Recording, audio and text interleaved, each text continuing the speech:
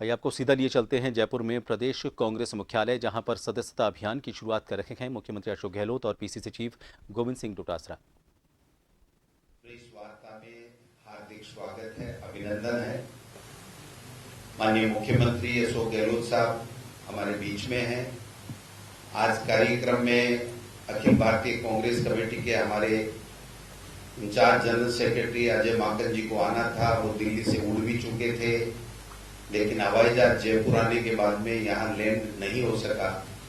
उनको यहाँ पर रनवे पे स्थान नहीं मिला और वापस दिल्ली जाना पड़ा। इसकी वजह से आज जो 2 बजे का कार्यक्रम था वो 4:30 बजे के लगभग शुरू हो सका।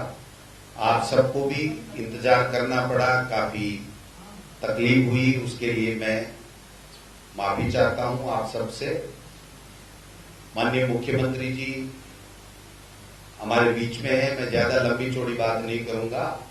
दीपावली का मौका है, अग्रिम बधाई और शुभकामनाएं भी देना चाहते हैं, मुख्यमंत्री जी भी देना चाहते हैं।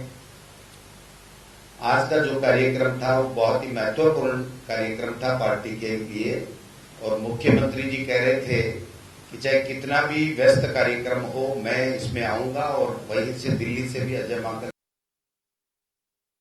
दिक्कत के कारण से वो नहीं आ पाए। हमारा जो सदस्यता अभियान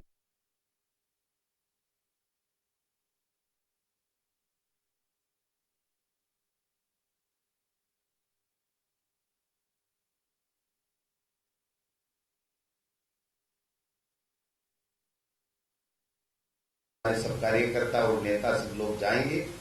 विस्तार से हमारी चर्चा हुई है। आज हम लोग 5 लाख फार्म आज ही दे रहे हैं। पिछली दफा हमने जो 17 तक कार्यक्रम था उसमें 32 लाख से ज्यादा, जो मेरे पास सूचना यहां से मिली, 30 लाख के लगभग हमने सदस्य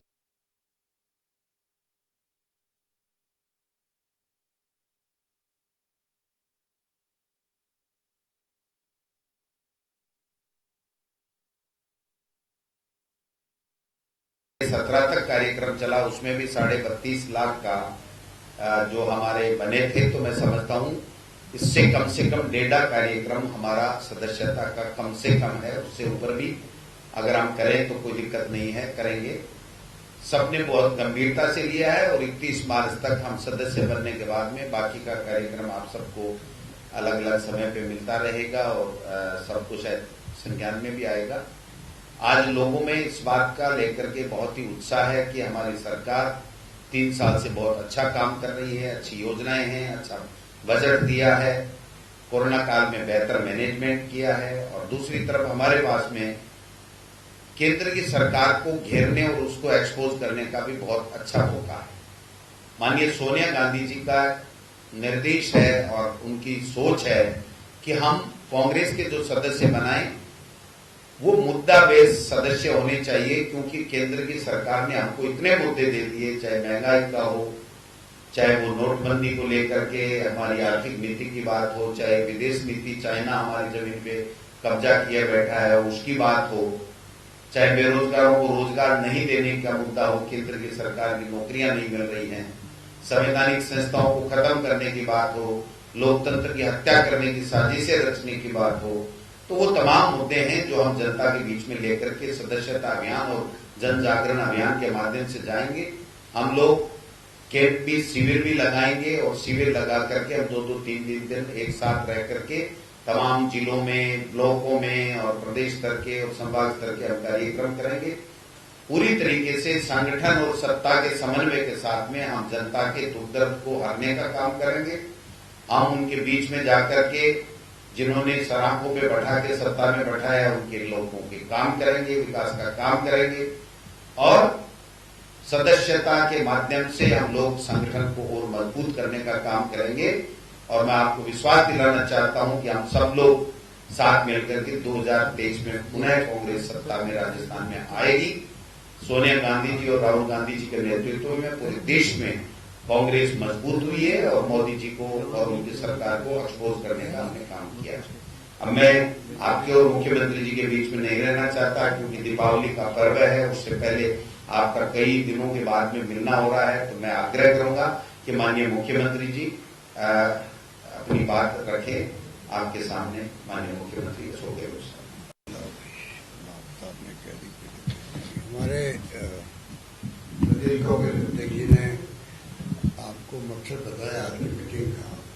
आप सब जानते हैं कि ये जो मेंबरशिप अभियान शुरू हो रहा है, ये अपना आप में बहुत महत्वपूर्ण अभियान है।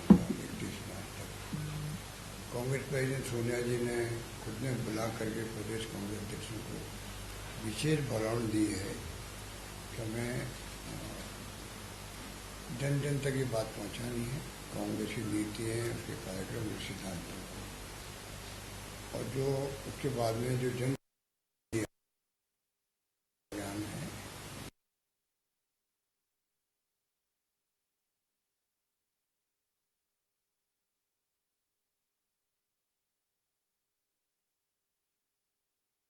प्रोग्राम दिए गए हैं, क्योंकि जो ताकतें सत्ता में काबिज हो चुकी है वो सांप्रदायिक ताकतें हैं, फासिस्ट ताकतें हैं, उनका कोई लोकतंत्र में यकीन नहीं है। जैसे एक प्रकार से आप समझ लीजिए कि धर्म के नाम पे आप सत्ता में आ जाओ, धर्म के नाम पे, जाति के नाम पर बहुत आसान काम है सत्ता में आना। और मैंने अभी मीटिंग में भी कहा है, आग लगाना बड़ा आसान होता है, आग लग जाती है तो बुझाना बड़ा मुश्किल काम होता है। आज देश में माहौल तनावपूर्ण है, शांति, सद्भाव, प्यार, मोहब्बत का माहौल नहीं है देश के अंदर, तो ये चिंता पूरे देशवासियों को है। और मैंने अभी मीटिंग में भी कहा है, आग लगाना बड़ा आसान होता है, आग लग जाती है तो बुझाना बड़ा मुश्किल काम होता है। और देश में माहौल तनावपूर्ण है, शांति, सद्भाव, प्यार, मोहब्बत का माहौल नहीं है देश के अंदर, तो ये चिंता पूरे देशवासियों को है, पूरी ये चिंता पूरे देशवासियों को है। किसी से व्यक्तिगत बात करेंगे तो वो खुद इस बात को महसूस करता, परंतु भय है। कहा जब आप असहमत हो सरकार से या कोई आपने स्टेटमेंट दे दिया तो आप सीधे देशद्रोही हो। आजादी के बाद में पहली बार ऐसा माहौल बना है राज्यों में जब सरकार बीजेपी की है, और ऐसा माहौल बना दिया गया कि मॉब लिंचिंग की बात हो, देशद्रोही के मुकदमे लगाने की बात हो, तो आज देश में लोकतंत्र खतरे में है, देश में संविधान खतरे में है और देश खतरे में है। ये हालात बन गए हैं। आप अगर पूरे देश भर के अंदर जो राइटर्स है, लिखने वाले लेखक, उनके अगर आप आर्टिकल पढ़ेंगे, अधिकांश आर्टिकल में आपको इन भावनाओं की झलक मिलेगी आपको। तो ये हम सबकी जिम्मेवारी है, हमारा कर्तव्य बनता है देशवासियों का, इन ताकतों को पहचाने। राज तो कांग्रेस से भी गया था 70 साल तक। ये कहते हैं कांग्रेस ने क्या किया, कांग्रेस ने क्या किया। आज आधुनिक भारत दिख रहा है, आधुनिक प्रदेश दिख रहा है, आधुनिक गांव दिख रहे हैं। आजादी के वक्त तो बिजली भी नहीं थी, बिजली लोग क्या होती समझते नहीं थे बिजली को। आज पानी, बिजली, शिक्षा, स्वास्थ्य, सड़कें, सब कुछ है देश के अंदर। इसलिए इनकी बातों में जिस प्रकार से इन्होंने नारे दिए यूपी गवर्नमेंट बदनाम करने के लिए, अब वो मिस्टर रॉय जो CNAG था, पूरी पोल खुल गई। परसों उसको संजय निरुपम से माफी मांगनी पड़ी।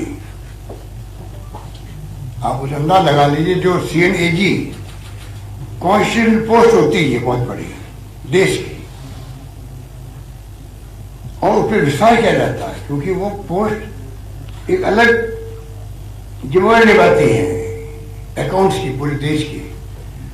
उसका विनोद राय नाम का क्या नाम है, विनोद राय। विनोद राय यह व्यक्ति ने सरकार के खिलाफ षड्यंत्र किया। उसने 1,06,000 करोड़ का घाटा होकर बता दिया। और संजय निरुपम एक मेंबर पार्लियामेंट रहा आदमी है, उससे माफी मांगनी पड़ी है कोर्ट के अंदर।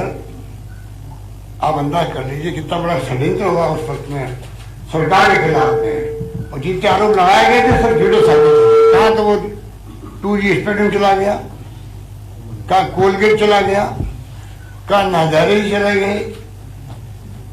केजरीवाल ने जो फायदा उठाया उसका, उस माहौल का फायदा केजरीवाल ने उठाया या नरेंद्र मोदी ने उठाया?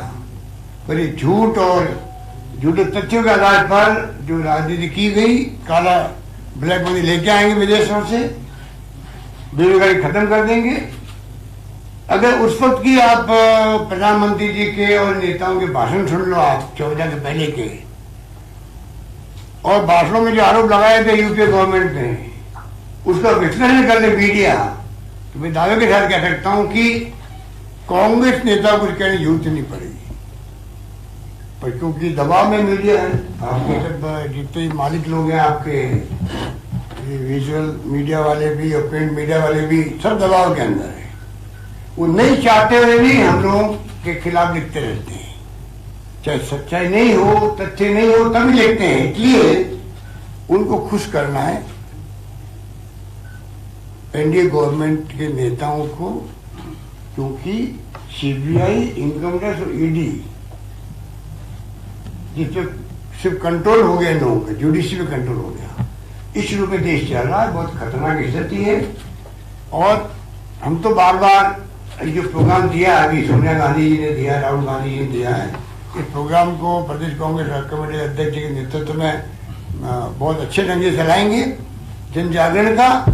और मुझे यकीन है कि राजस्थान जो है, जहाँ हम लोगों की जिम्मेवारी है, हम चाहेंगे राजस्थान के घर घर के अंदर ये मैसेज पहुंचे, सत्यता क्या है। सत्य की विजय होती है, और मैं समझता हूँ अंतिम विजय सत्य की।